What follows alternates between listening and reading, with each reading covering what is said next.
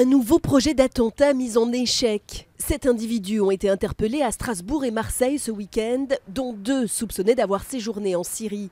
Fait troublant, 6 d'entre eux étaient inconnus des services de police.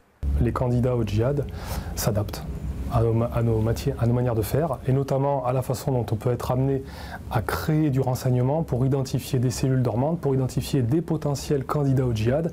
Et donc leur adaptation passe par effectivement l'envie, le souhait, on va dire, de confier des responsabilités à des gens qui ne sont pas connus, qui ne figurent pas dans les fichiers de la police, pour encore davantage nous surprendre et arriver à leur fin.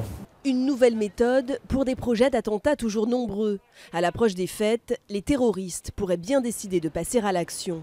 Pour arriver à leur but, qui est une fois de plus de semer le chaos, ils vont effectivement privilégier ces périodes-là de l'année. Parce qu'il y a souvent des foules qui se rassemblent, des familles qui se retrouvent, des gens qui vont célébrer les fêtes en compagnie de leurs proches, et c'est un moment propice pour les terroristes de tout crin pour pouvoir taper au cœur de la population française et semer le chaos et la terreur. D'où la mobilisation sans relâche de la Direction générale de la sécurité intérieure. Depuis le début de l'année, 418 individus en lien avec des réseaux terroristes ont été interpellés, dont 43 sur le seul mois de novembre. Autant de drames évités, selon Bernard Cazeneuve.